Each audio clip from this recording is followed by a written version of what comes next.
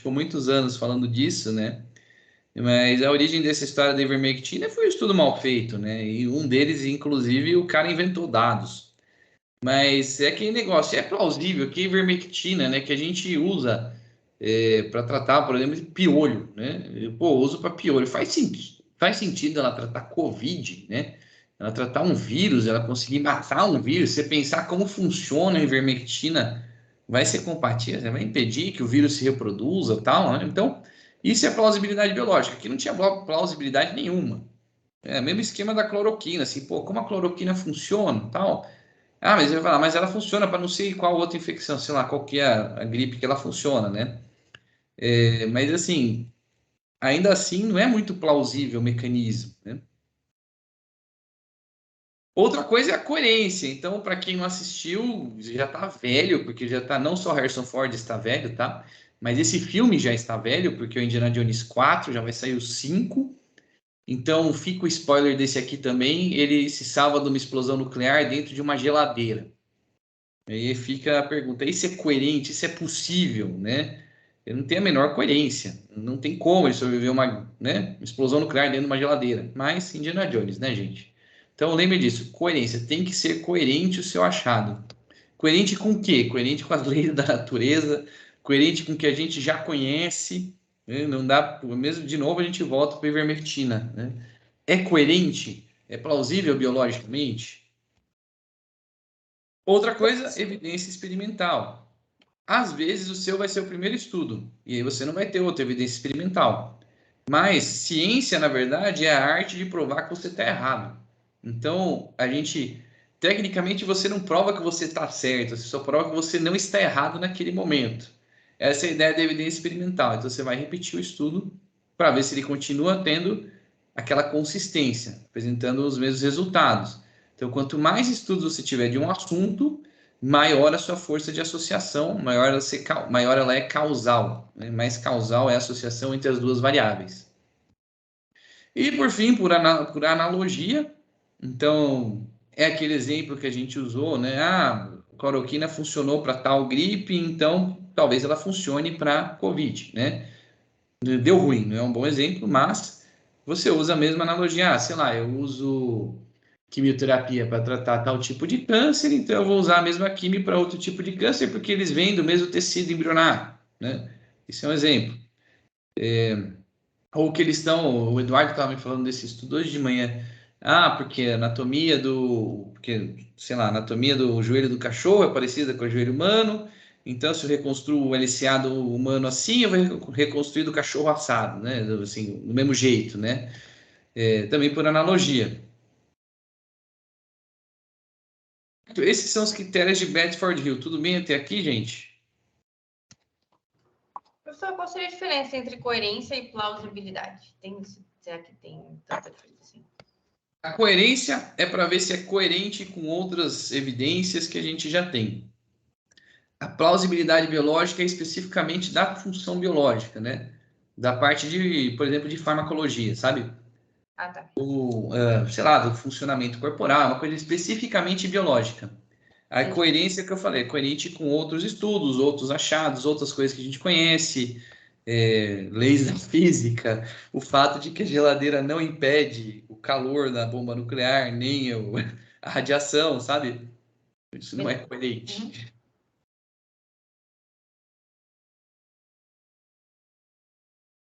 Neste meio tempo, deixa eu aproveitar, vamos ver como a gente está na nossa votação. Então, pessoal, não se esqueçam, ó, entra lá no Mente, coloca o código, pode pegar o QR Code também que está na sua tela neste momento. Aí você vai lá e vota qual o seu ano de graduação. Não tem ninguém do quarto, quinto e sexto. Pessoal do internato, tudo com preguiça. Pessoal, com relação às suas iniciações científicas, então respondam aí, por favor. Apesar disso, vocês podem continuar respondendo no nosso grupo também do Zap, tá? Para a gente ter essa informação. Eu ficaria, inclusive, deixa eu ver no Zap como a gente está, porque eu tô bem curioso se tem gente do internato. Deixa eu ver se alguém votou que era do internato. Não, né? Porque se a gente tem 124 pessoas no grupo, e não tem ninguém no internato, quer dizer que a gente tem 124 pessoas de basicamente 300, né, gente? Que é um negócio, assim, muito bom, né? Proporção enorme de pessoas querendo participar, isso é muito legal. Vamos lá, então, falar de tipos de estudos agora. Isso é interessante, porque vocês conseguem enquadrar melhor o estudo que vocês estão fazendo. Muitas vezes vocês ficam perdidos nisso, certo? Então, para a gente entender tipos de estudos, a gente tem que entender algumas coisas. O estudo ele consegue obter dados de forma individual ou de forma agregada, certo? O que eu quero dizer com isso? Eu tenho aqui 1000 Narutos. E aí eu sei que esses 1000 Narutos, 500 tem cueca vermelha e 500 tem cueca azul. Qual tem cueca azul, qual tem cueca vermelha, eu não faço a menor ideia. Eu sei que 500 tem uma e 500 tem outra, certo? Isso são dados agregados, eu peguei da população. Agora eu sei que o Naruto número 1 tem uma cueca vermelha, o Naruto número 2 tem uma cueca azul, o Naruto número 3 tem uma cueca azul, o Naruto 4 tem uma cueca azul, o 5 tem uma vermelha e assim vai. Isso é dado individual, então eu pego um por um e vou relacionando, né? Eu tenho especificado um a um. De novo, se tiverem dúvida, já parem e perguntem, tá? Às vezes é uma coisa que para mim parece clara, para vocês não. A atitude do pesquisador. Então, ele pode ser observacional ou fazer uma intervenção. Observacional, ele está apenas observando, que nem esse cidadão aqui, certo? Está apenas olhando. O que é esses estudos observacionais? Aqueles estudos que vocês fazem muitas vezes, relato de caso observacional, uma coorte pode ser observacional, quer dizer, pode ser não, geralmente é observacional. Um caso controle geralmente é observacional, só está observando as coisas se desenrolarem. E intervenção são os ensaios clínicos no geral. Então eu tento fazer alguma coisa, faço uma intervenção para ver como que se desenvolve, como se desenrola o desfecho. Então, por exemplo, pacientes operados, pacientes com lesão do tendão de Aquiles, eu opero e faço tratamento conservador. Tá aí minhas duas intervenções. Observacional, o que seria? Eu pego os meus pacientes que vieram com lesão do tendão de Aquiles e vejo o que aconteceu com eles, né? Se não fizeram nada, só seguiu, e rompeu, ficou bem, não ficou bem, parou de andar, seja lá o que for, né? Você está apenas observando, você não está intervindo. Outra coisa que a gente tem é a estratégia aí de observação, então longitudinal e transversal. Alguém tem alguma ideia o que é longitudinal, o que é o transversal?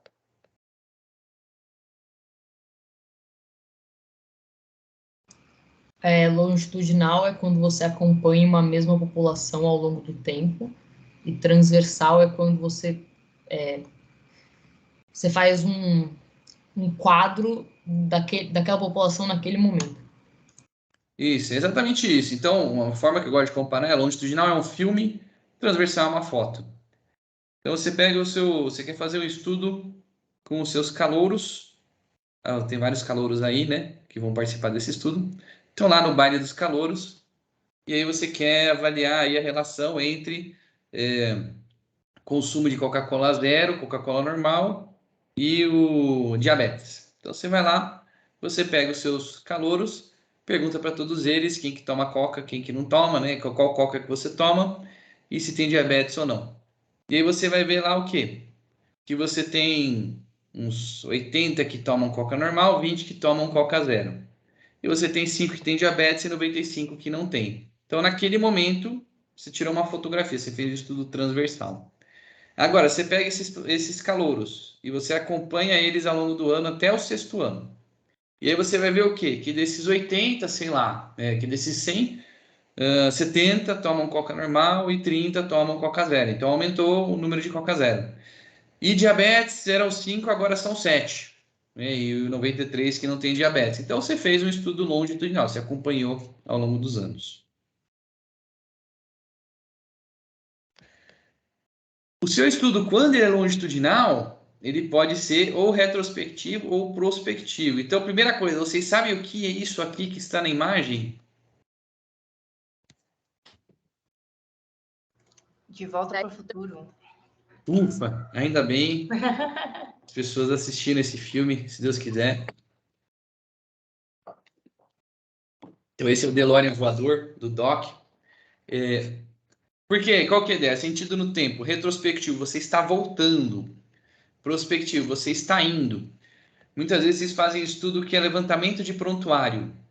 Então, eu pego os prontuários e eu vejo o que aconteceu com as pessoas, tal, tal, tal, tal. Você está voltando no tempo, né? Ah, professor, mas eu estou vendo eles desde, sei lá, 2014 para cá, eu estou indo, evoluindo no tempo. Não, você está voltando no tempo, já passou, meu amigo. Não, né? Você não tem um DeLorean. Então, você está indo retrospectivamente, mesmo que você vá apresentar os dados ao longo do tempo, né? Prospectivo é o quê? A partir de agora, todos os pacientes que chegarem, eu vou pegar tal, tal, tal e tal dado. Isso é um prospectivo. Lembra, só no longitudinal. Então, a partir deste ano, todos os calouros que entrarem, eu vou acompanhar de consumo de coca e diabetes. Ah, não, eu vou pegar e ver na história todos os calouros que já teve desde 1950 na faculdade que tomavam coca e diabetes, né? Isso é retrospectivo. Outra coisa que você pode ter é um estudo analítico ou descritivo, quando a gente está falando de análise, é quase como Freud aqui, né? E qual que é a ideia? Muitas vezes vocês vão fazer um estudo que você só está descrevendo. Ah, então, o melhor exemplo é um relato de caso. Ah, o paciente veio, ele teve isso e aquilo, ele tomou, sei lá, qual que era o nome do negócio? Tomou aquele negócio que você usa para gota, que eu não lembro mais o nome, mas enfim, tomou aquele troço de gota. E aí ele desenvolveu aquela epidermólise bolhosa. Então você está descrevendo um caso, né? Você só está descrevendo o que você achou. Ou então, por exemplo, dentre os alunos do primeiro ano da faculdade de medicina, 80 tomam coca zero, 80 tomam coca normal, 20 tomam coca zero, 95 não tem diabetes, 5 tem diabetes. Pronto, você descreveu. Agora você vai analisar esses dados. Ah, dentre os 5 que tinham diabetes, os 5 tomavam coca zero. Aí, dentre os 95 que não tem, 15 tomavam Coca Zero. Então, a prevalência de consumo de Coca Zero é tantas vezes maior no grupo que tem diabetes, certo? Então, você está fazendo uma análise dos seus dados, uma análise estatística. Então, essa é a diferença, analítico e descritivo. E aí, nós temos os tipos de estudo primário e secundário. Vocês têm alguma ideia do que é?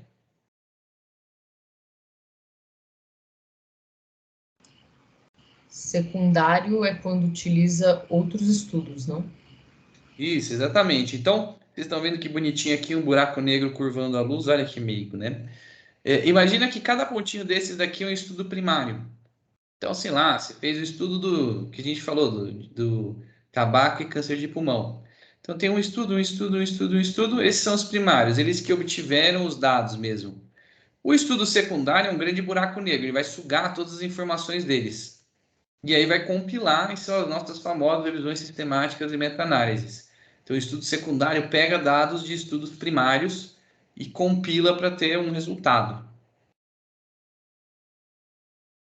E aqui nós temos a famosa hierarquia dos tipos de estudo, certo?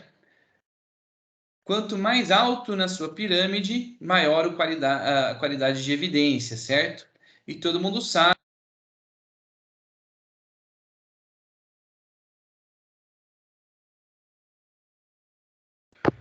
Acho que o senhor está mutado, professor.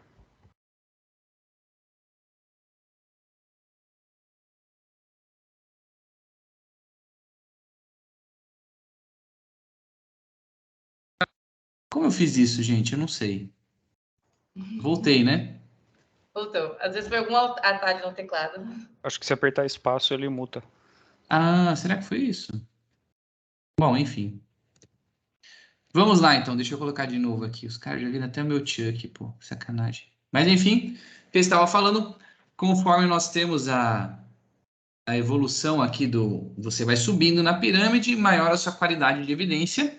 E todo mundo sabe que aqui, flutuando acima do topo da pirâmide, que nem aquele olho que fica acima da pirâmide, o último pilar da pirâmide da nota dos Estados Unidos, né? Então, aqui bem em cima, flutuando, nós temos a opinião da tia do Zap, né? Que está acima de todos os níveis de evidência. Aquela mesma tia que manda bom dia para você, né? Não preciso nem dizer que eu estou brincando, tá, gente? Pelo amor de Deus, né? A única coisa que eles vão guardar da minha aula é que a tia do Zap é o maior nível de evidência, imagina, né? Então, olha lá. Aqui embaixo, nunca se esqueçam disso, tá? Opinião de especialista é o pior, só não é pior que a opinião do vizinho, tá? Porque a opinião do vizinho tá mais abaixo ainda. Opinião do especialista é um lixo. Então, quando o cara vem, não, porque na minha experiência, minha experiência não é nada de evidência científica. Você é enviesado. Sempre vai ser enviesado. Até quando você faz o estudo, você é enviesado, né? Você tem que tomar muito cuidado para não passar esse viés no seu estudo. Na sequência, nós temos o quê? O relato de caso e série de casos. Que assim, eu vi um caso, eu vi epidermose bulhosa por alopurinol, lembrei o nome do troço, né? Então, alopurinol, epidermose bulhosa. Pô, então todo alopurinol causa epidermose bulhosa. Não, né? Você viu um caso. Ah, não, mas eu vi 3 casos. Puxa vida, né? Temos um especialista. Então, não, né? É pouca evidência. O que nós temos acima? Estudos transversais, certo? Por que o estudo transversal tem um nível de evidência tão baixo? Vocês sabem? Vocês conseguem pensar o motivo? Pega só um período de tempo. Exato, né? Então, por exemplo, naquele estudo que eu falei para vocês, eu vou facilitar ainda mais, tá? Avaliamos os calouros. 95% deles não têm diabetes, 5 deles têm diabetes. Dentre os que têm diabetes, todos tomam Coca Zero. Dentre os que não têm diabetes, todos tomam Coca normal. Que conclusão vocês chegam com esse estudo?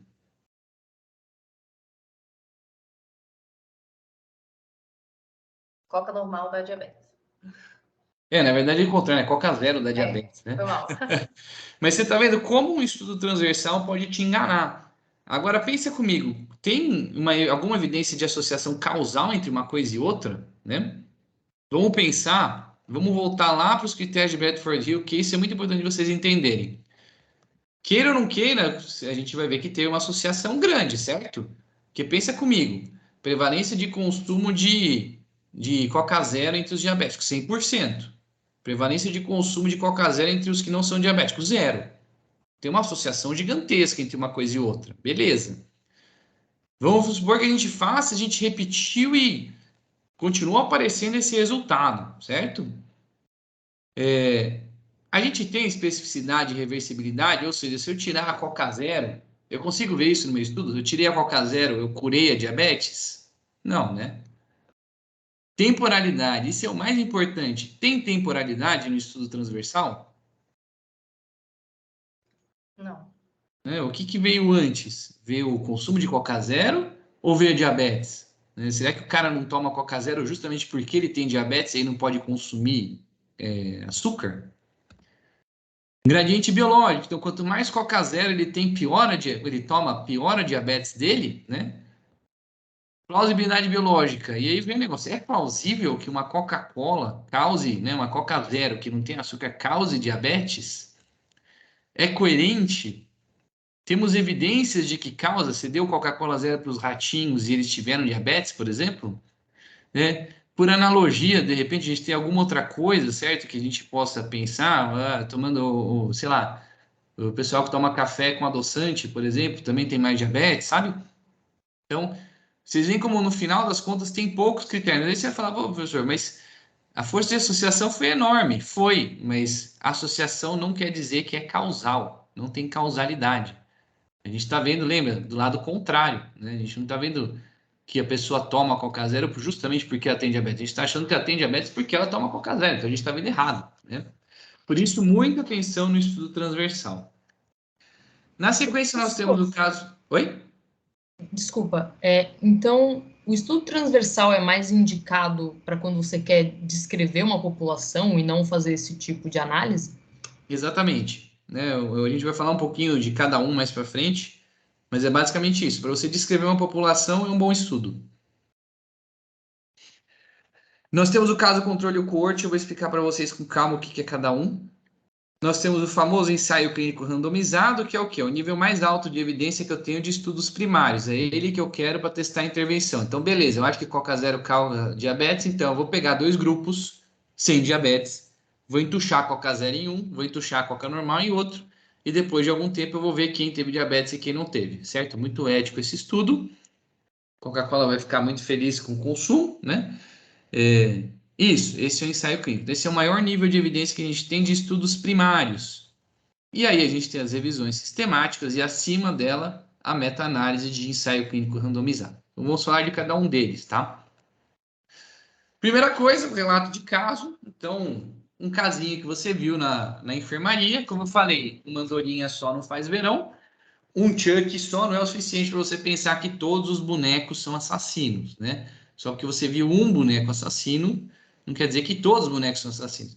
Mas, meu professor, eu vi vários, né? Eu vi a Annabelle, eu vi o Chuck, eu vi esse cara aqui que eu sei que ele não é um boneco, né, de verdade, né? Mas enfim, eu vi esse cara aqui dos Jogos Mortais. Pô, então eu já tenho 3 casos de bonecos assassinos, né? De novo, não é o suficiente com evidência científica. Não quer dizer que todos os bonecos são assassinos, certo? E vocês estão assistindo essa aula às 9h13 da noite. Vai todo mundo dormir com spoiler e com pesadelos, tá? Maravilha. Nós temos o estudo ecológico. Alguém já ouviu falar de estudo ecológico?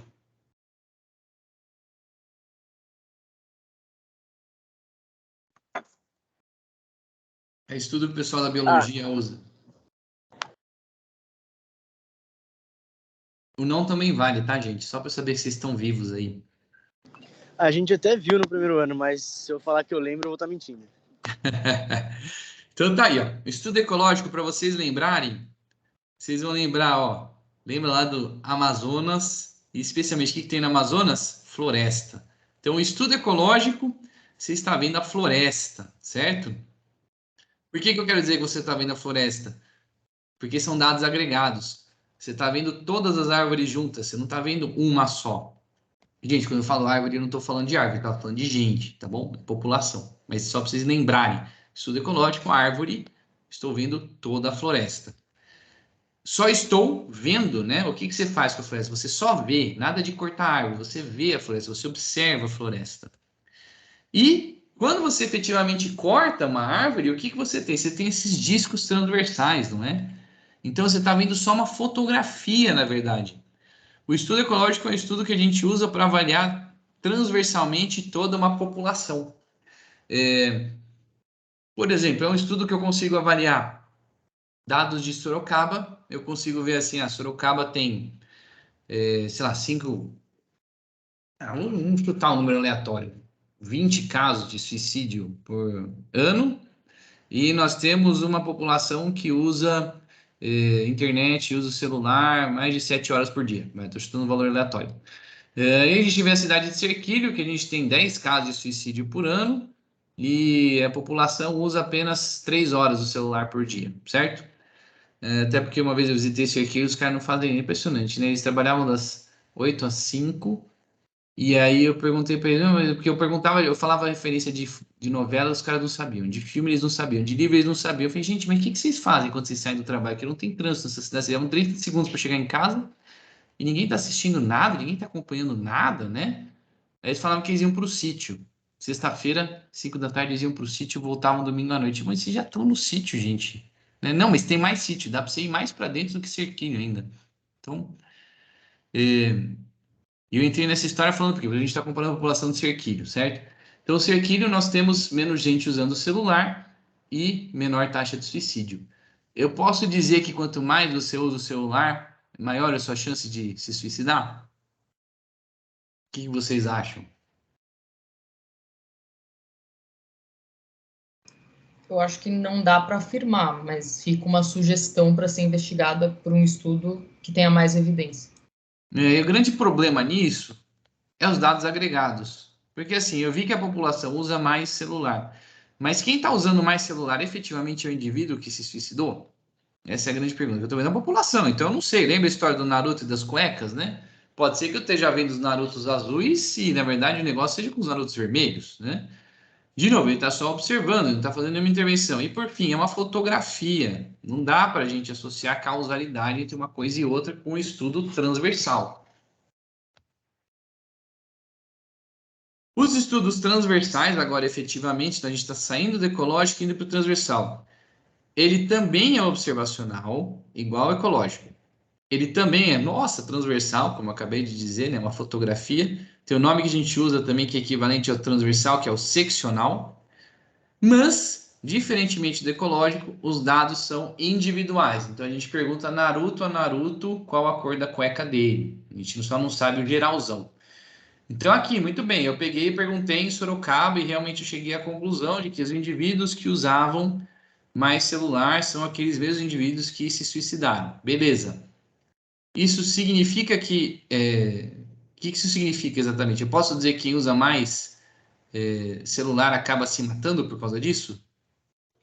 Acho que não também.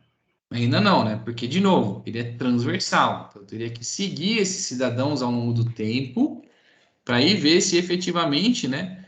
E mais do que isso, só o celular não basta. A gente precisa avaliar outros fatores. Que mais fator de confusão eu posso ter? Será que a pessoa não está usando mais o celular porque ela está deprimida?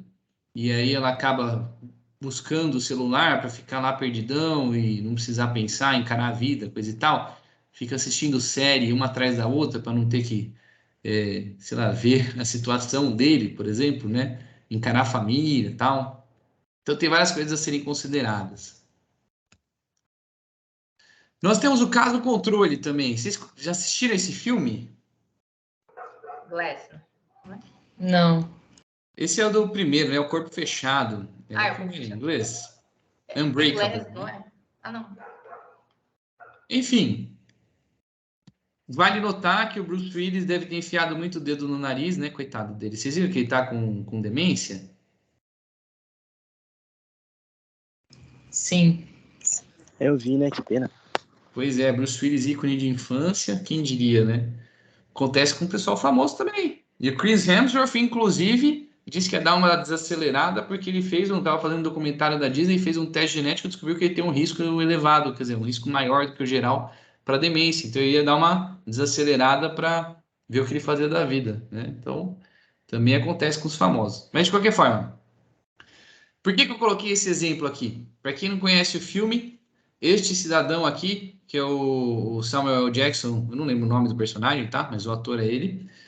Ele faz o vilão. Ele é um vilão que tem osteogênese imperfeita, então ele é super frágil. É o contrário do que você encontra, porque normalmente é o super-herói, que é frágil e tal, e supera as barreiras e tal, mas no caso não, ele é o vilão.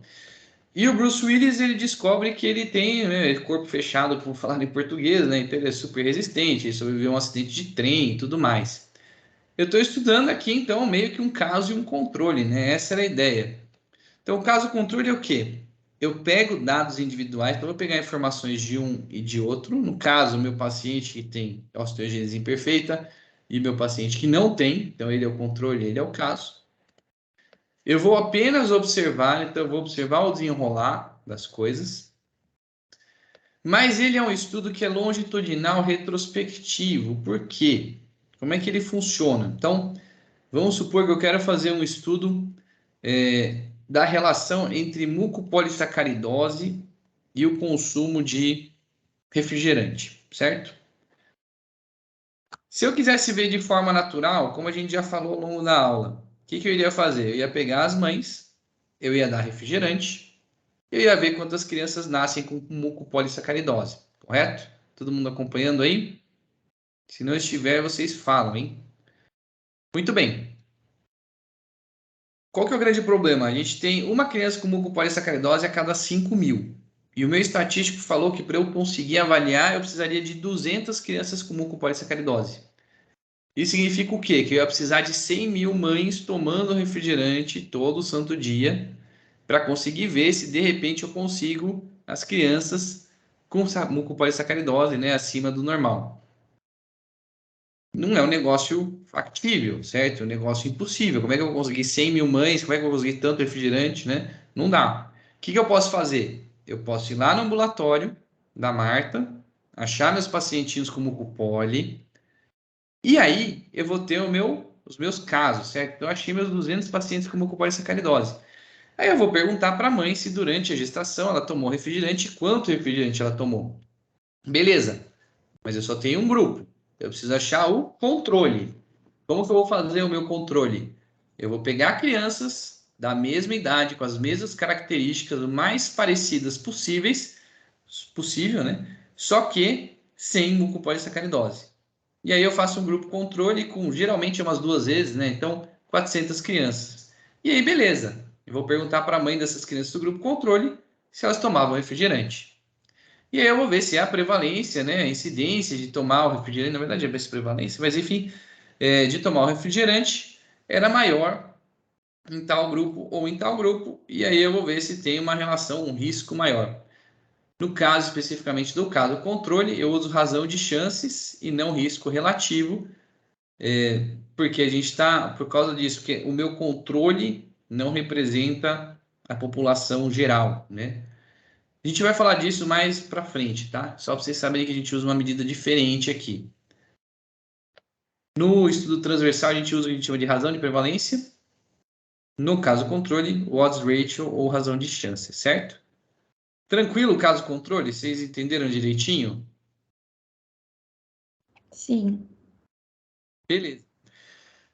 Agora vamos ver uma coisa um pouco mais simples, né? Eu quero ver as crianças, né, se a apresentação pélvica causa displasia do quadril ou não, certo? Isso é uma coisa mais prevalente, displasia do quadril, 5% da população, não é um negócio tão difícil de eu fazer.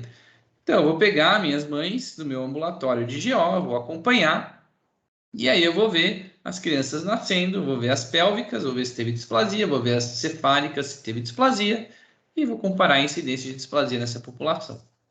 Isso a gente chama de estudo de coorte. Por que coorte? Por causa da coorte romana aí, que era um destacamento de soldados. Então o nome vem disso. Isso é a coorte romana. Por quê, né? Porque é uma populaçãozinha, então faz sentido. Você está seguindo esse destacamento ao longo do tempo. De novo, aqui são dados individuais. Paciente a paciente eu vou ver. Ah, mãe, gestante, pélvico, cefálico, displasia, não displasia. Eu vou apenas observar, não estou fazendo intervenção nenhuma. E ele é longitudinal, mas ele tem uma peculiaridade, né? Coorte, eu posso fazer uma coorte prospectiva, então, como eu falei para vocês, ao longo do tempo eu acompanhei as crianças nascendo, ou eu posso fazer o sentido contrário, eu posso fazer retrospectivo.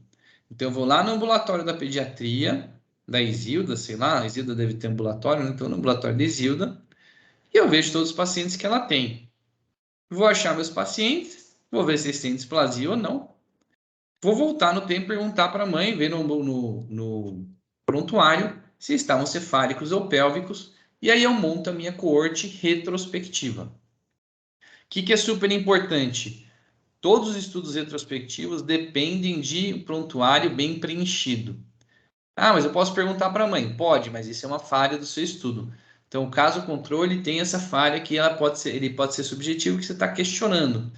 Uma coorte que você está se baseando num prontuário bem preenchido, é um bom estudo, tem um bom nível de evidência, porque é confiável. O único problema é quando o pessoal não preenche direito, né, o seu prontuário. Mas essas informações, por exemplo, displasia cefálico ou pélvico, com certeza vão estar lá marcadas, né? Às vezes dá chabu quando você quer procurar uma coisa ou outra que você não consegue. Tranquilo até aqui? Então, eu fiquei com uma dúvida. Qual que é a diferença de um estudo de corte retrospectivo para um caso controle? E por que ele fornece uma evidência maior se não tem um grupo controle para se comparar? Você tem um controle, na verdade. Quando você está fazendo a coorte, você vai ter, por exemplo, nesse estudo que eu falei, conforme a exposição, quem era pélvico, quem era cefálico. E conforme o desfecho, quem teve displasia, quem não teve displasia. Vamos supor que eu fosse fazer um caso controle disso. O que eu iria fazer? Eu iria pegar no ambulatório da Isilda todos os bebês que tiveram displasia. Esse é o meu caso. E aí eu vou ver se eles estavam sentados ou não sentados, né? Ou cefálicos. Beleza. Aí eu vou construir a minha população controle. Eu não estou pegando da população em geral, não estou convocando os pacientes e vendo o que aconteceu. Eu estou criando a minha população. Lembra que eu falei para vocês na mucopolissacaridose, que eu ia pegar 200 crianças com mucopoli e 400 com controle? Se eu fosse fazer um coorte, eu iria pegar 200 crianças com mucopoli e ia pegar as outras 99.800 crianças que não têm mucopolissacaridose. Então, essa é uma amostra populacional de verdade. Essa é uma amostra confiável. Então, a grande diferença está nisso. Eu crio o meu grupo controle com o número de pessoas que eu quero, né? Então, tem esse viés. Tá, acho que eu entendi. O principal Obrigada. viés é assim, o controle não representa a população em geral, porque eu estou selecionando o meu controle. Só que o grande negócio é isso. Não dá para fazer coorte para tudo, porque doença rara tem que ser caso controle, porque a gente não tem recursos para isso.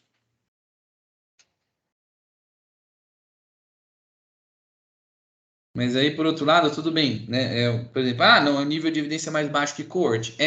Mas não dá pra gente ter outro nível de evidência, sabe? Você nunca vai conseguir fazer uma coorte, a não ser que você more na Suécia, que eles rastreiam todo mundo para tudo, sabe? Mas aqui no Brasil, não. Você vai ter que fazer caso controle.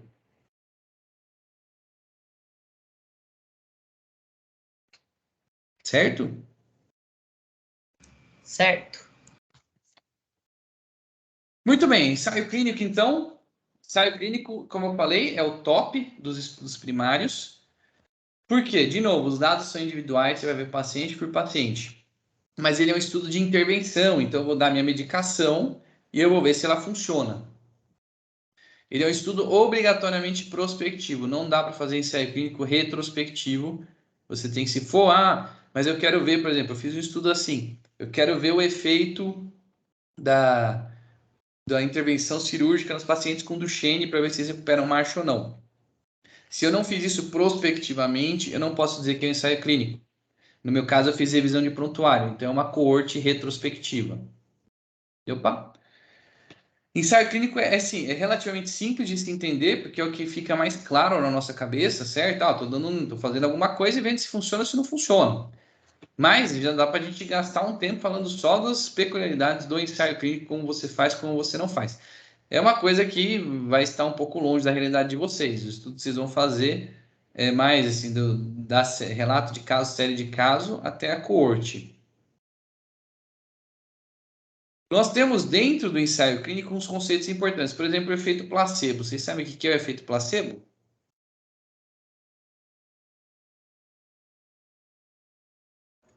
É alguma coisa funcionar só porque você acha que vai funcionar? Mais ou menos. Exatamente, né? Então você está tomando uma coisa que é inerte ou que não funciona para isso, e você acredita que o seu corpo gera, às vezes, até os efeitos daquilo, você tem a sensação de que está funcionando.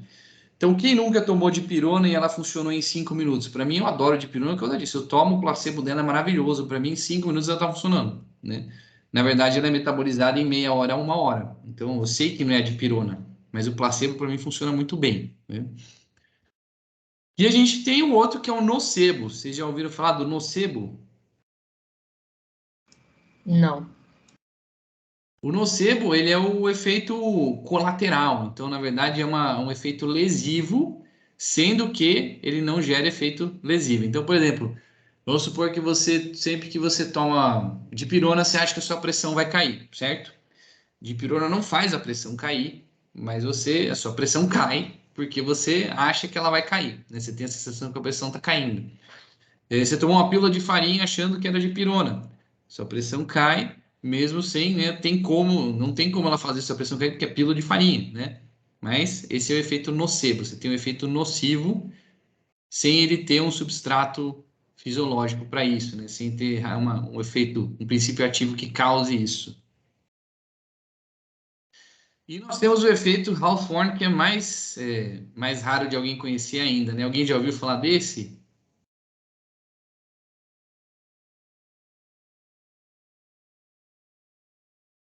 Não. Acho que não. Vou considerar esse silêncio como um não, né? Então, o efeito Hawthorne é um efeito que a pessoa sente melhora só por ela estar sendo tratada. Então, isso é uma coisa que você precisa levar muito em consideração quando você está fazendo ensaio clínico. Por isso que a gente no ensaio clínico nunca tem um grupo que não recebe tratamento nenhum, porque a gente precisa zerar esse efeito Hawthorne, a gente precisa controlar esse efeito. Então, imagina vocês que tem um grupo que está um grupo de intervenção em que você está dando remédio, um grupo de intervenção em que você está fazendo acupuntura e um grupo que você não está fazendo nada. Pode até ser que a acupuntura ou que o remédio não funcione, mas só porque eles estão indo lá e estão recebendo um tratamento, eles já se sentem melhor. O grupo que não está recebendo nada, ele é capaz de se sentir pior ainda só porque ele não está sendo tratado. Então, esse é o efeito Hawthorne, super importante de lembrar. Por isso que sempre tem algum controle com alguma intervenção quando a gente está fazendo ensaio clínico. Nem que seja placebo, né? Por isso que a gente sempre põe o placebo. Esses estudos aqui não é um nível mais alto de evidência, tá? Mas é só para vocês saberem que eles existem. Então, o ensaio de campo é basicamente como um ensaio clínico randomizado, mas que a gente usa pensando em prevenção. Então, dados individuais é uma intervenção, mas é uma intervenção preventiva. Eu falei errado, né? Pensando em intervenção, pensando em prevenção, né? É uma intervenção preventiva como a vacina. Então, na verdade, quando a gente faz avaliação de vacina, não é realmente um ensaio clínico randomizado, é um ensaio de campo que a gente chama. A gente está vendo se tal coisa previne, por exemplo, vacina para dengue, vacina para Covid e tudo mais. Esse é o termo correto. Princípios são os mesmos do ensaio clínico randomizado, a única diferença é isso, é preventivo e não de tratamento. Outra coisa importante, não se pode esquecer, como é preventivo, a população que a gente está usando é saudável, não é doente, certo? Então, vacina é para gente saudável, remédio é para gente doente. Quando a gente está falando de vacina, especificamente pensando nesse ensaio de campo, né? Tem algumas fases, vocês devem ter ouvido bastante disso no Covid. Então, na fase 1, a gente está testando o quê? A gente está testando se o medicamento, a vacina é tolerável, se ela é segura, está testando a farmacocinética. Então, a gente vai pegar voluntários sadios e estáveis para ver tudo isso, se a vacina não vai te intoxicar e você vai morrer, né? Basicamente isso. É uma fase pequena, tal, só para dizer que você pode avançar para o quê? Para a sua população-alvo. Na população-alvo, o que eu vou avaliar? Vou pegar pessoas efetivamente que eu quero prevenir, por exemplo, contra a Covid. Então, eu vou pegar profissional de saúde, vou pôr o povo aqui, vou vacinar eles, e aí, finalmente, vou ver a minha eficácia. Então, isso que é legal. Estou avaliando se está funcionando a minha vacina. Beleza. Eu vi que ela teve um efeito, que ela funcionou. Você pode avançar para a fase 3. O que eu vou fazer na fase 3? Vocês veem que todas elas eu estou avaliando a tolerância e segurança. Mas na fase 3 eu estou vendo se ela realmente é eficaz por meio de estudos randomizados multicêntricos, ou seja, eu expando minha população, não é mais só o povo dos profissionais de Sorocaba, agora eu estou vendo de São Paulo inteira, do mundo inteiro. E mais, eu posso até ver se eu consigo usar, em vez de uma dose, em vez de 2 doses, por exemplo, uma dose só. Em vez de uma dose, meia dose. Se eu consigo usar, se eu de repente, não, em vez de dar uma dose, eu vou usar 2 e eu vou ter uma eficácia maior. Então, você avalia isso na fase 3. Uma vez que foi aprovado na fase 3, ele está liberado para ser usado, aí você aplica em massa, e uma vez aplicando em massa, você vai ver outras coisas, que é a fase 4. Você vai ver primeiro na vida real, porque estudo é diferente de vida real, e a gente sabe disso, né? O efeito da vacina é diferente, a população estudada da população em geral. A gente vai ver novas indicações para aquilo, e principalmente, a gente vai fazer a farmacovigilância. E aí que eles descobriram lá que a da Pfizer estava tendo um caso de trombose cerebral a cada, sei lá, 1 milhão de doses usadas, né? É nesse momento de farmacovigilância que você nunca iria ver na fase 3, porque você não tinha 1 milhão de pessoas sendo estudadas, né? Para você conseguir ter um evento. Então, essas são as 4 fases da pesquisa clínica que a gente está falando de vacinas especificamente. Embora, claro, né? Sejam as mesmas fases quando você vai testar um medicamento novo. É o mesmo princípio, é a mesma coisa. Só que em vez de prevenir, né, você está tratando uma doença. Última coisa desses estudos que a gente tem é o ensaio comunitário. Então, o ensaio comunitário, o que é? Eu estou fazendo como se fosse um estudo, um ensaio clínico ecológico. Então, eu estou pegando dados agregados, ele é experimental, ele é prospectivo. E aí, o exemplo que eu quero dar para vocês é: a gente vai colocar Rivotril na caixa d'água e ver se todo mundo fica mais calmo, né? Não, não é isso. Mas, por exemplo, a fluoretação da água. Então, é um tipo de ensaio comunitário. Coloquei flúor na água de todo mundo, da cidade, né, da população, e eu vi o quê? Que a cárie na população diminuiu. Eu não consegui ver 1 a 1, eu não vi 1 a 1, eu não testei em cada pessoa, mas eu vi que na população de Sorocaba, que fluoretou a água, cáries caíram 90%, e em Cerquilho, que não fluoretaram a água, eles continuam tendo cáries, certo? Então, esse é o exemplo de ensaio comunitário mais clássico de todos. Sucesso até aqui? Estamos indo para os estudos secundários. Então, estudo secundário tem 2, né? A primeira fase dele é a revisão sistemática. Então, na revisão sistemática, o Tony Stark aqui vai pegar e vai ler tudo que ele acha sobre um determinado tema. E a pergunta que sempre vem de vocês é: qual que é a diferença da sistemática para a analítica, né? Ou para a revisão de literatura comum? Quando eu pego e faço uma revisão simples, eu não estou seguindo nenhuma sistematização, eu estou pegando o que eu quero. Então, eu posso muito bem ser tendencioso eu posso escolher só os artigos que falam que cloroquina funciona para COVID e fazer uma revisão dizendo que cloroquina funciona para COVID. Isso está correto do ponto de vista científico? Não, né? Falta você sistematizar. Então, a revisão sistemática, eu tenho uma série de métodos que eu preciso seguir e que, se uma pessoa reproduzir na China, por exemplo, ela vai obter exatamente os mesmos resultados que eu na revisão sistemática dela. Então, isso é super importante. Nenhum estudo deixa de ser incluído, né? Por exemplo, não, eu achei um que desfavorece cloroquina, eu vou tirar. Não, ele vai ser incluído também, contanto que ele esteja dentro dos critérios de inclusão e exclusão, certo? A revisão sistemática é o primeiro passo para eu poder fazer a meta-análise. Então, na meta-análise, eu vou juntar todos os meus ensaios clínicos randomizados que eu encontrei na minha revisão sistemática. Eu vou fingir que isso é um grande estudão que juntou toda a população, então eu pego os dados, resultados e tal, e eu faço um compilado em que eu tenho vários estudos, por exemplo, de 1.000, 2.000, 3.000 pacientes, e de repente eu chego a 1 milhão de pacientes. Essa é a meta-análise, que é o nível A, né, o nível mais alto de evidência, o top do top, é o Superman dourado aí que passou pelo sol, né? Então, a meta-análise é o que a gente quer.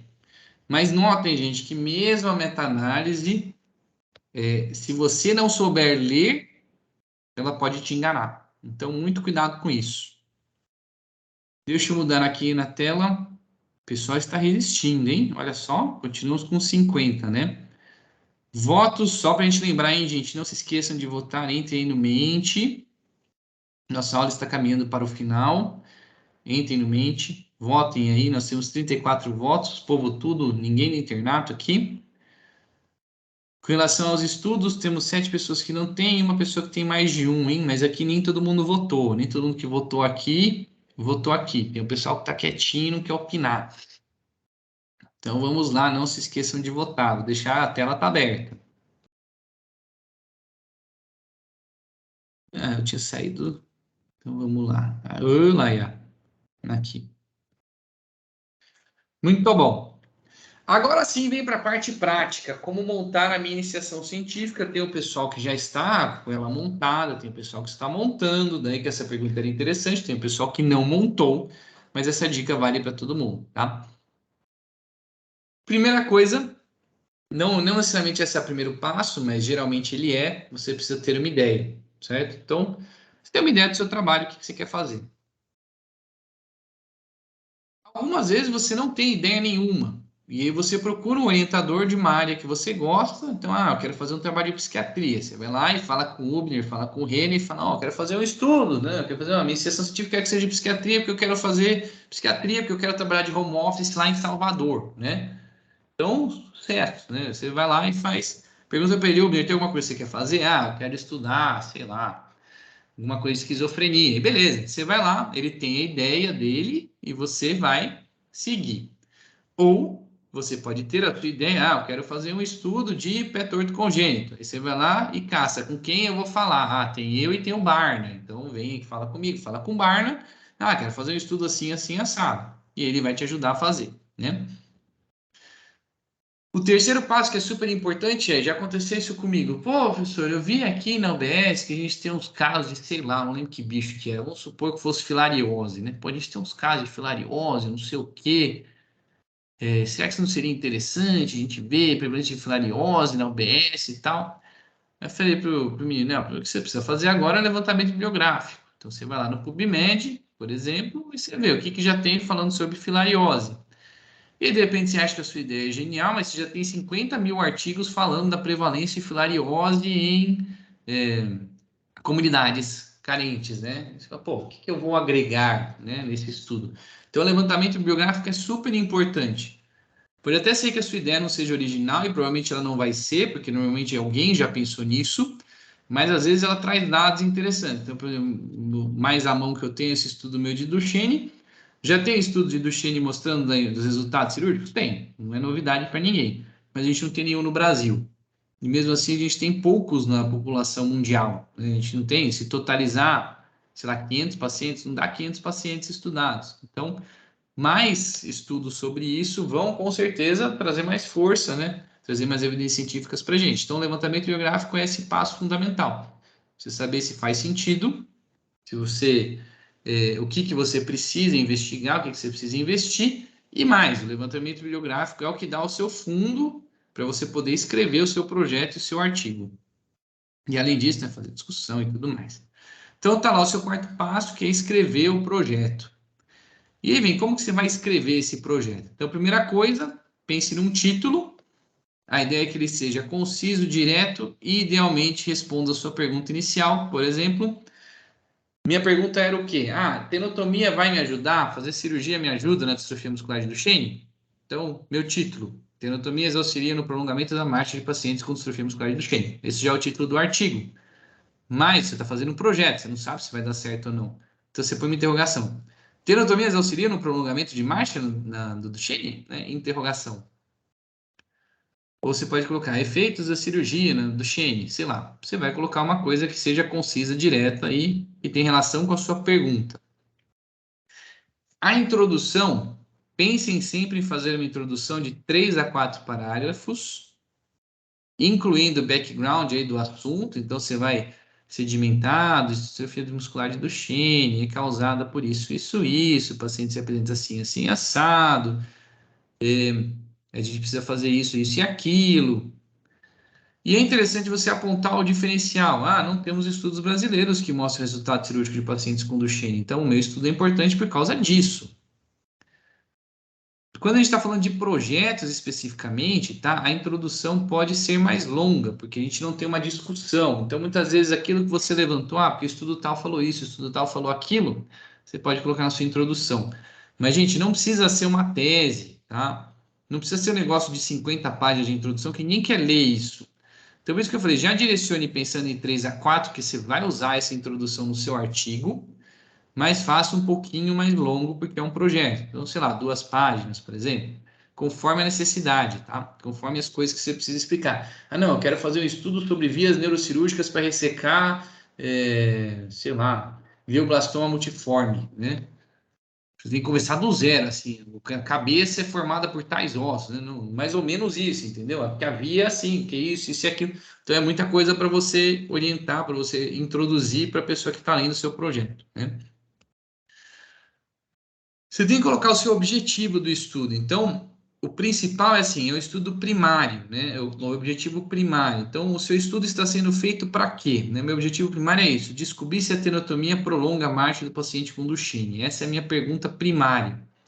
Os objetivos secundários, eles são, como eu disse, secundários. Então, toda a minha metodologia é montada para eu avaliar o meu objetivo primário e somente ele.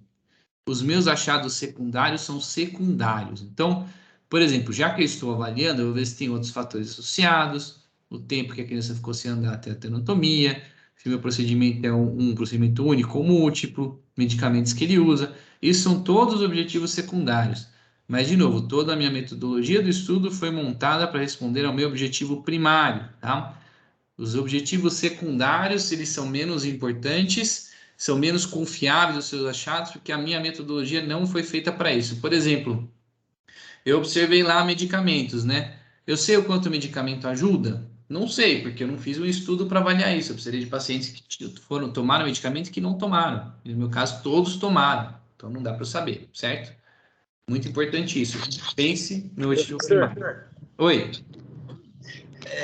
Por exemplo, se eu não colocar objetivo secundário no meu projeto, tem algum problema? Não precisa.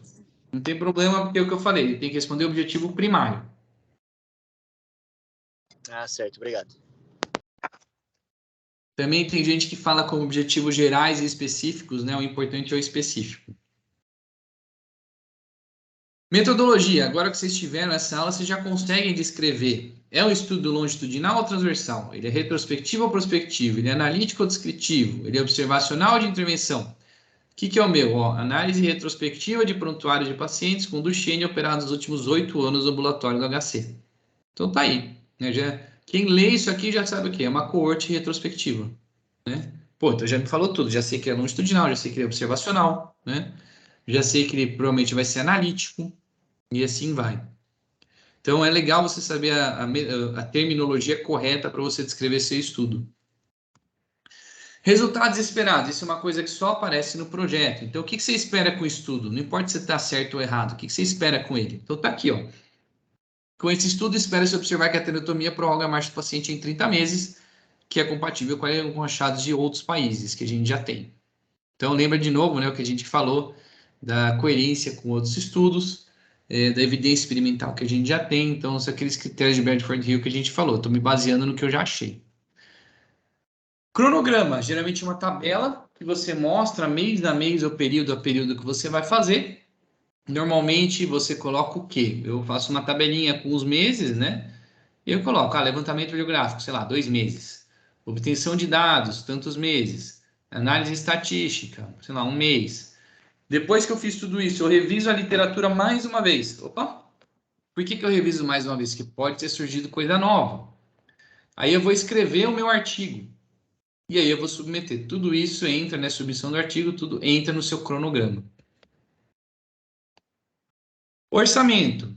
Normalmente a gente coloca o quê? Que os pesquisadores vão arcar com os custos, a não ser que realmente você precise de alguma coisa de financiamento.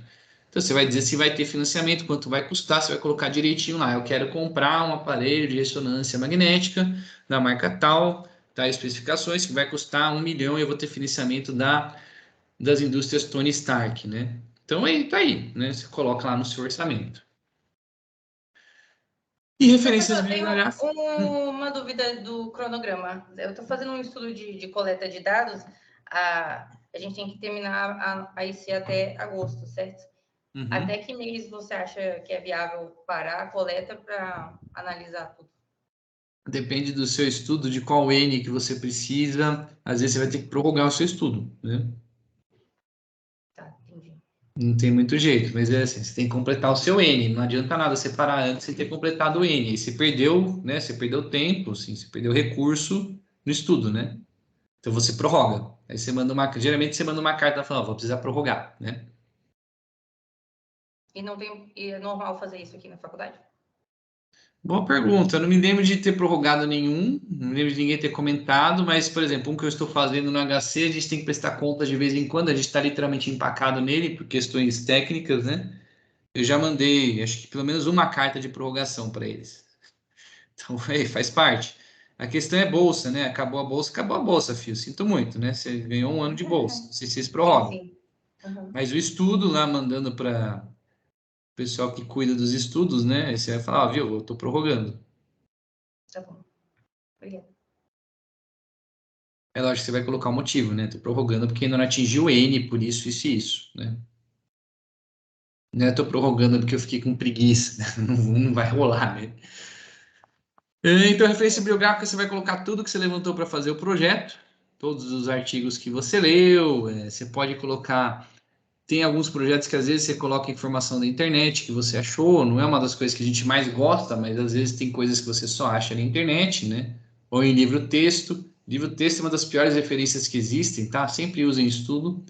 Livro-texto, no geral, é um negócio atrasado e a pessoa pode manipular o quanto ela quiser os dados, tá, gente? Então não é confiável. Eu sei que a gente estuda acreditando, putz, a melhor coisa que tem é livro, mas não é, ele é muito manipulável. Tanto que nem entra na escada de nível de evidência. Você poderia falar de novo sobre os resultados esperados, por Resultado favor? esperado, você vai colocar exatamente o que você está esperando com o estudo, não importa se você está certo ou não. Então eu acho que com o meu estudo eu vou descobrir a cura do câncer, do osteosarcoma de fêmur distal, por exemplo. Beleza, né? Eu acho que a minha técnica cirúrgica vai ter 100% de sucesso, né? Você pode estar totalmente errado, mas esse é o seu resultado esperado, sabe? Lógico que você vai escrever em termos mais bonitos do que eu falei, tá? E depende do seu estudo, né? Eu tô fazendo. Eu tô com um projeto de. A professora propôs pra gente ver sobre a efetividade do misoprostol, que é o medicamento de indução de parto, no Hospital Santa Lucinda. Hum, Só que a gente já sabe que ele é efetivo. Já uhum. tem vários estudos falando sobre o uso dele. Então, eu não tô achando um objetivo, entende? O objetivo é. Eu queria achar uma forma educada de falar isso, mas assim, a gente tem que tomar cuidado de não ficar chovendo no molhado, sabe?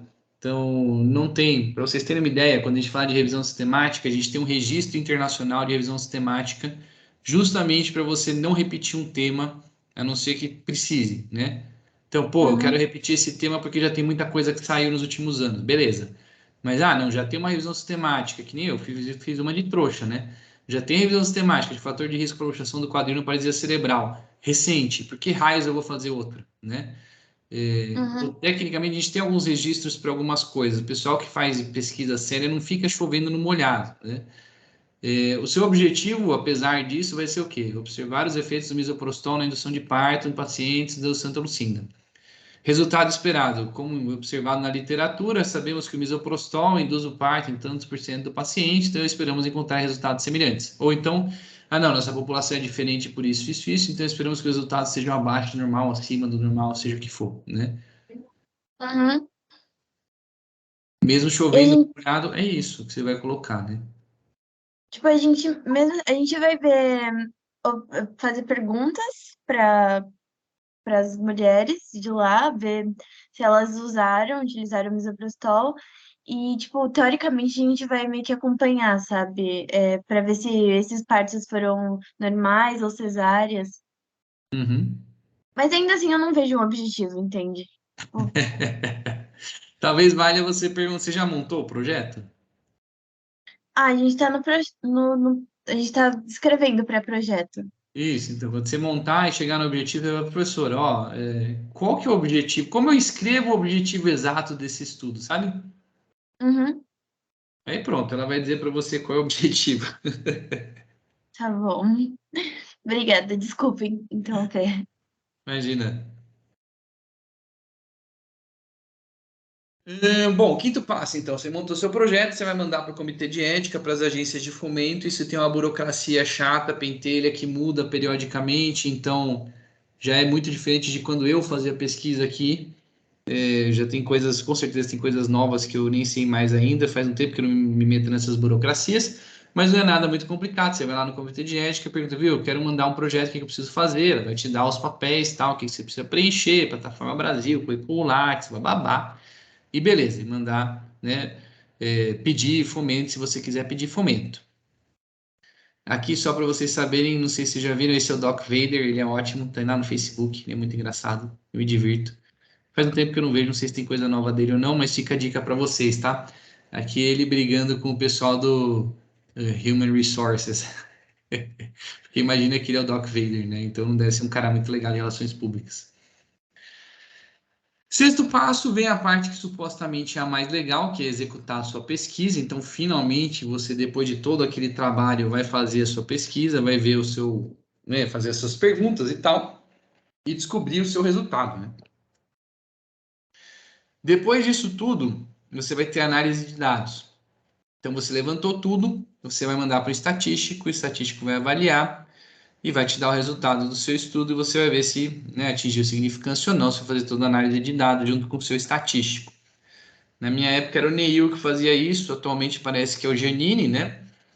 É uma pena que vocês perderam o Neil era sensacional, ele chegava, você ia falar com, primeiro que ele chegava assim de manhã, tirava a camisa dele, pendurava num cabide e aí colocava um jaleco e sim, ele usava o jaleco sem camisa, só o jaleco, né?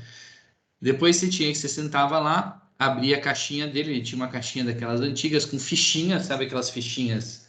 Não sei se já viram isso, mas é uma fichinha retangular com linhas que você escrevia o nome e tal, os seus dados e tal, então o seu projeto, então esse era o registro dele, você tinha que achar o seu lá, entregar para ele, esse projeto, e aí você começava a falar com ele, né, para pegar as análises. Ele computava os dados, uma velocidade estonteante no computador, né, e assim fazíamos quintas-feiras pela manhã a nossa análise estatística aqui na faculdade. Professor, uma dúvida, como exatamente isso funciona? A gente entra em contato com o professor Giannini e ele faz de todo mundo mesmo? Eu não sei como está funcionando atualmente, vai você perguntar para o seu orientador. Na minha época era só o Neil, então todo mundo mandava para o Neil. Eu precisava até perguntar. Parece muitos trabalhos para uma pessoa só analisar. Então, né? Precisava até perguntar. Se não me engano, o Giannini, inclusive, acho que teve alguma lesão aí, mas acho que ele não está na faculdade, não, no momento. Precisamos perguntar. Muitas vezes, assim, outros lugares, você tem um estatístico, você paga um estatístico, normalmente é isso. Faculdade, no geral, ninguém paga nada, faz todo mundo de favor, né? Mas no mundo real, você paga um estatístico para fazer isso para você. Aqui, pergunte para o seu orientador quem vai fazer a análise. Até porque, na verdade, na hora de montar o projeto, você precisa colocar lá análise estatística na metodologia. E aí, quem vai te dizer essa análise estatística é o estatístico. Beleza. Inclusive, aqui, ó, nós estamos na metodologia, certo? Faltou eu dizer para vocês isso aqui, análise estatística, certo? Isso aí não adianta. Quem escreve isso é estatístico, a gente não entende lufas, então fica sempre meio confuso.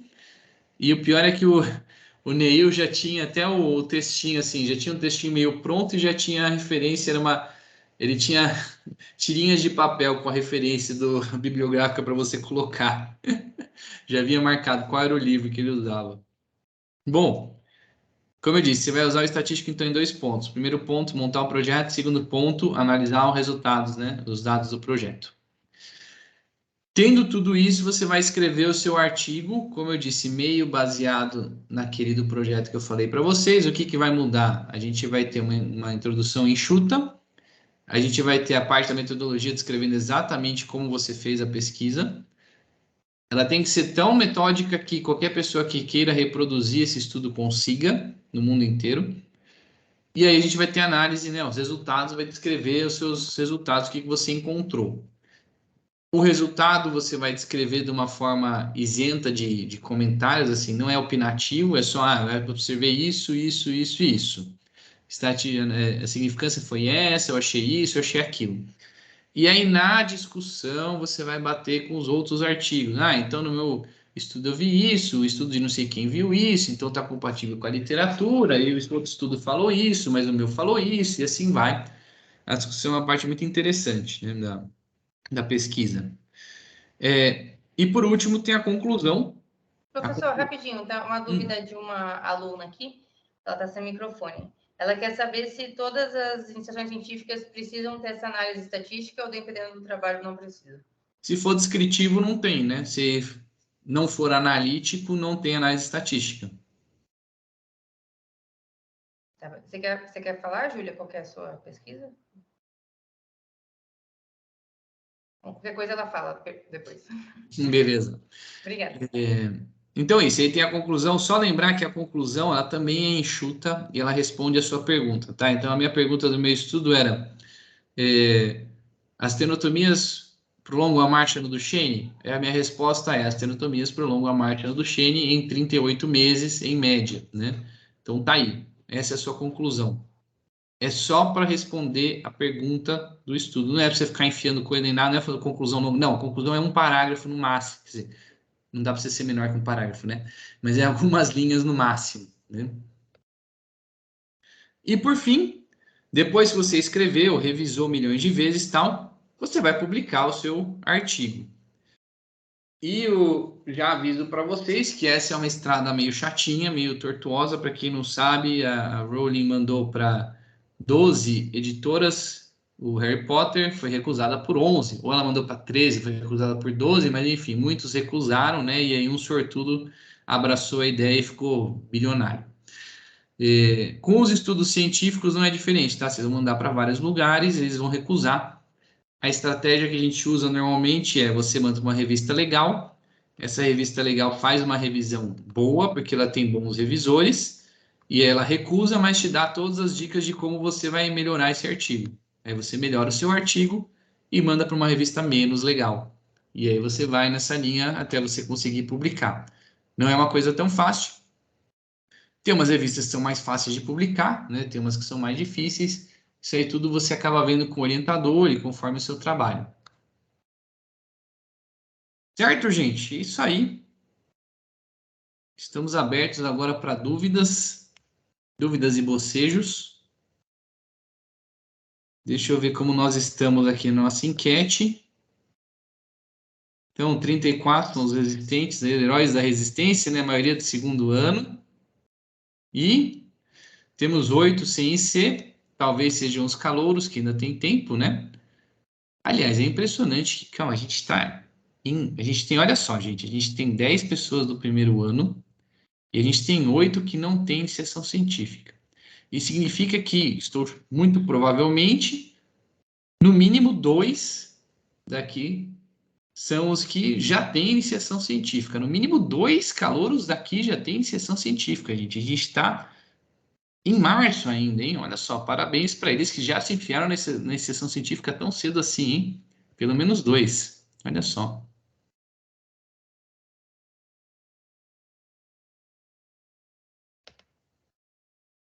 Cadê vocês aqui? Dessa janela que tava? Não. Ué, cadê? E era outra janela. Muito bom, gente. Estão vivos aí ainda? Sim, professor. Muito obrigada pela aula. Foi muito, muito boa. Alguém tem alguma dúvida mais? A Vitória continua sumida aqui. Poxa, mas eu tô ligada. Você consegue me ver, Fê? Reza Eu aí, então. consigo, Vi, tudo É certo. comigo. Puxa vida, eu vou ter que descobrir no grupo quem é Vitória agora, né? Eu tava na reunião com você, professor. Eu sei. A questão é eu associar o rosto ao nome, sabe?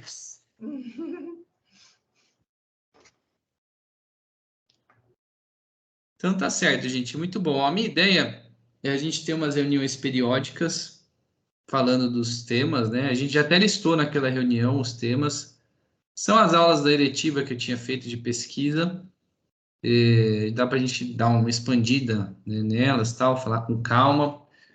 Eu vou ver se eu consigo também a gente analisar. A minha ideia é a gente fazer uma coisa mais prática. Então, depois dessa aula, a gente pega uns estudos e analisa.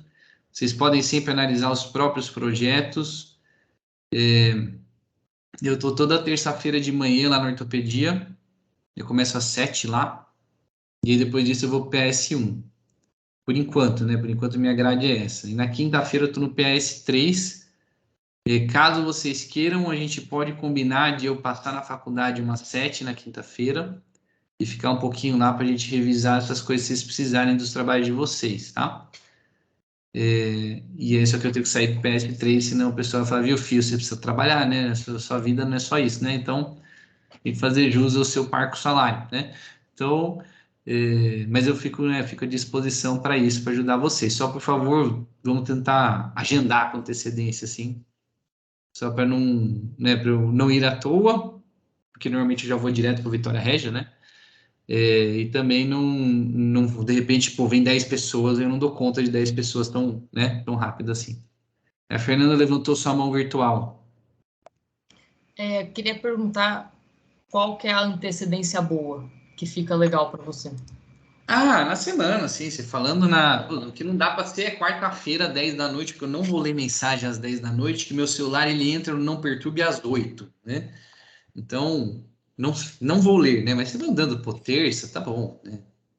Tá, vale. Obrigada. Olha, a Vitória apareceu! É Opa! você! Juntei o nome ao rosto agora. Então é isso aí, gente. Se não sei que alguém tem mais alguma pergunta, estamos aí. Então, obrigada, professor. Então, pessoal, a gente vai marcar nossa próxima aula e a gente avisa no grupo. Obrigada, professor, pela disponibilidade, pela aula. E, pessoal, a gente está disponível, qualquer coisa, a gente vai mandando, tá bom? Todas as atualizações de aula e tudo mais. Essas aulas que vocês gravam do Teams, as pessoas acessam como?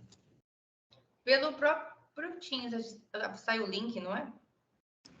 Eu acho que vai para os arquivos da sala, da equipe. Ela fica disponível por um tempo, é isso, né? Depois ele apaga, não é? Não, Fica direto, professor. É? Para sempre? Pela eternidade? Sim, caraca. Que espaço Pelo de Até alguém apagar. Exato. eu acho que... Na verdade, tem um tempo, expira sim. Só que daí, por exemplo, da primeira vez que a gente foi ver, expirou. Só que já estava salvo no computador, né, Isa? Aí não teve problema, aí a gente já estava com ele salvo. Aí a gente vai disponibilizar no site da SUMEP, é que a gente só está tendo uma intercorrência aí. Entendi. Faz no Depois a YouTube, gente manda o pô. link. Faz um YouTube Sim. Podia ser. do grupo de estudos. Um canal no YouTube seria legal. A gente podia fazer, né, meninas? Sim. Eu acho que ficaria até mais fácil, talvez, do que o site. Já deixo uma playlist lá de todas as aulas que a gente tiver. Uhum. YouTube foi feito para isso, né, gente? Aí é só Muito usar melhor os que site. tryhards e beleza. Site é coisa old school. Bom, professor, desculpa, acabei não conseguindo ligar a câmera mais cedo. Cheguei em casa agora só, estava acompanhando pelo carro. Mas queria agradecer, então, em nome da SUMEP, esse projeto fantástico aí que a gente está começando junto. Show de bola, gente. Eu que agradeço a disponibilidade. É isso, minha ideia é formar pesquisadores. Essa é a intenção. Então, pessoal, se souberem ler os artigos, interpretar e não falarem as baboseiras que o povo fala, eu já estou muito feliz, né? Se a gente ainda mais criar pesquisadores no Brasil, melhor ainda, né? Pensem sempre que ninguém quer fazer pesquisa, então é uma área, é um mercado bom, assim. No Brasil é ruim, mas fora do Brasil é bom. Então, vale você pensar nisso para ir embora, né? Para ir para outro país. Algumas pessoas fazem, sabe? Virar pesquisador em outro país. Não precisa revalidar diploma, né? Você só vai lá como pesquisador. Você também não atende paciente, né? Mas aí nada impede você de revalidar e trabalhar com pesquisa. Então é uma oportunidade, assim.